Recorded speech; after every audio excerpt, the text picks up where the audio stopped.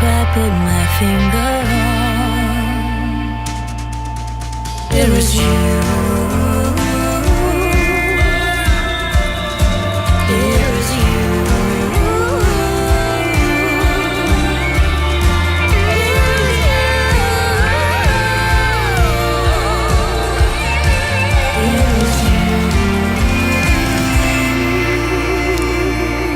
Yes, yes, yes. Water to Wine is the title of the song.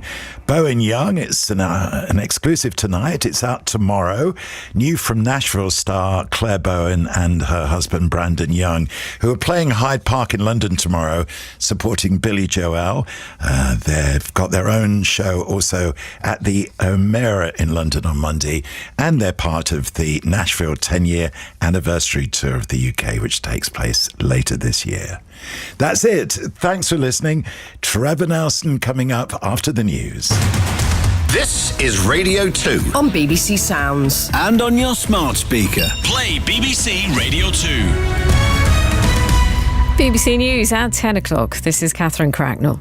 A school community in southwest London has spoken of its profound shock after a car crashed into one of its buildings, killing an 8-year-old girl. 10 people were taken to hospital following the incident in Wimbledon. Nick Johnson reports. Aerial footage from the scene appears to show an outdoor event had been taking place in the grounds of the Study Preparatory School at the time of the crash on what was the last day of term. In an emotional news conference, Detective Chief Superintendent Claire Kelland confirmed that one of the injured schoolgirls had lost her life.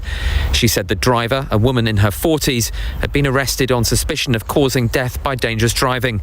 Police aren't treating the incident as terror-related. The Chair of Governors said the school community had been profoundly affected by the day's events. A man's to be sentenced tomorrow for the murder of 26-year-old Ellie Edwards, who was shot outside a pub in Wallasey on Merseyside on Christmas Eve. Connor Chapman, who's 23, was found guilty of killing her after a trial at Liverpool Crown Court. The jury heard his intended targets were members of a rival gang.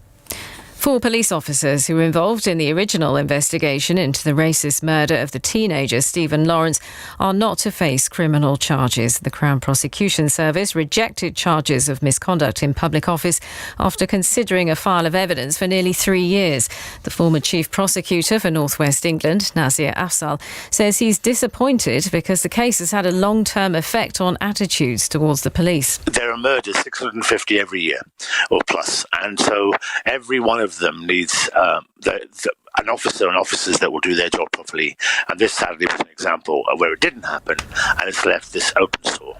The government's lost its legal bid to prevent the release of Boris Johnson's unredacted WhatsApp messages and diaries to the COVID inquiry. The High Court ruled the chair of the review, Baroness Hallett, had acted rationally in ordering the disclosure of the material. The former government whip Chris Pincher is facing an 8-week suspension from the Commons after Parliament's Standards Committee found he groped 2 men at a London club last year. It could result in another by-election for the Conservatives.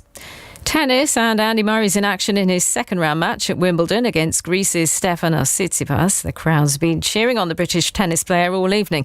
BBC Radio 5 Live Steve Crossman was commentating as Murray narrowly lost the first set. Wow, what a point to finish that set. Unbelievable. Andy Murray just wagging his finger.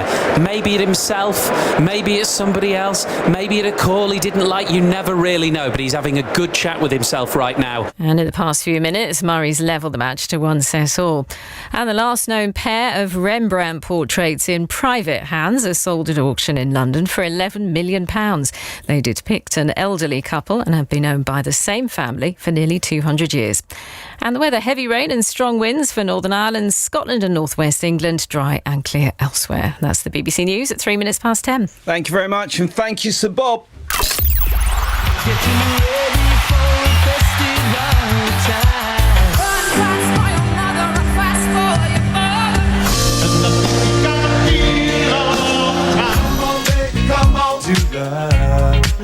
It's Trevor Nelson's Magnificent 7 on BBC Radio 2. It is indeed. As it's a Thursday, we have a theme Mag 7 for you, and we're in full festival swing at the moment in this country. In fact, I spent the whole day at a festival, just got here.